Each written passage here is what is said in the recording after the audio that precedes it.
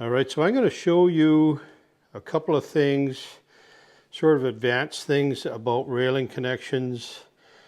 This balcony rail here, what I'm going to do is I'm going to mortise the holes for the 1/2-inch square steel balusters. I'm going to mortise the holes into this balcony rail so I don't have fillets pointing up.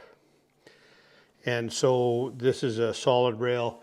I've got fillets on the top, and I will show you how those two work together later.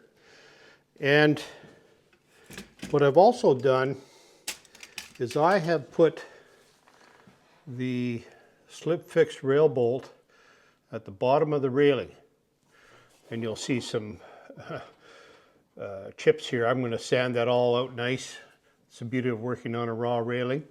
But I've got that Slipfix in the bottom, and it's a little bit ingenious how you're able to attach a railing with, I've got about a 3-inch space here, and have the connector on the bottom where you're never going to see it. And it's actually a little easier than you would think, and you may want to try this technique. Now, you're going to see two lines here. One here, one here. That is where the shaft on that Slipfix Railbolt, that's the center of that shaft. So when you put this railing in, you've got to line up those two marks, and then by turning the railing this way, you're able to get a bit in here and push that shaft into the keyhole on the half newel. And as you can see with this system I'm using, I can also hide my screw for my half newel right underneath where that railing is going to live. On the rake railing here, I've got an angled Slipfix Railbolt inside of this top joint, and as usual I've got a screw going into the newel post at the bottom. On this bottom rail, I'm again going to do a mortise for the square steel baluster into the bottom rail. And what's a little bit different, I'm not going to bother with a angled Slipfix Railbolt connector here, because I'm going to have a mortise hole right here. See if I can get the camera to focus. I'm going to have a mortise hole right here, and I'll be able to put a screw carefully through that hole and connect this bottom rail to the half newel. And over here at the bottom, I'll be able to sneak a screw into the bottom of that railing so it won't be obvious. The other thing I do is I mask off a location so that no stain or clear coat gets onto that bare wood where that joint is going to be, and that way I'm going to get a good bond when I glue my final project together. All right, so you line those two lines up, you push that fitting into the hole, then you can drop it down, turn it like so, and snug it up.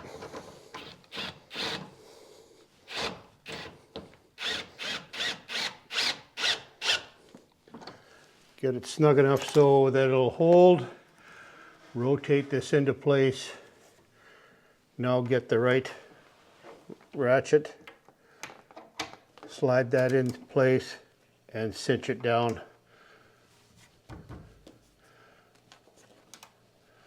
for permanent. End result is a nice clean looking railing, and all the attachments and access for your zip bolt is at the bottom, and you can still put a plug in there and it'll look really clean. So what is a little bit different about this balcony rail is that the top and bottom rail go between a wall and a structural post. So unlike a situation where you're going between two newel posts where there is a little bit of flex, there is zero flex on a wall and a structural beam. So that means that I have to get my joints just perfect. And you'll notice that I'm able to push this Slipfix shaft right inside my railing so that when I go to assemble this railing, then I can line up the center of the shaft on this mark. And that way, when I get the railing in place and line it up with the center of the keyhole, I can simply push with a bit on the gear housing and just push that shaft right into the keyhole. So one of the problems I have run into is inadvertently drilling that 1-inch hole too deep with a Forstner bit, and then that keyhole is set too far in for easy assembly.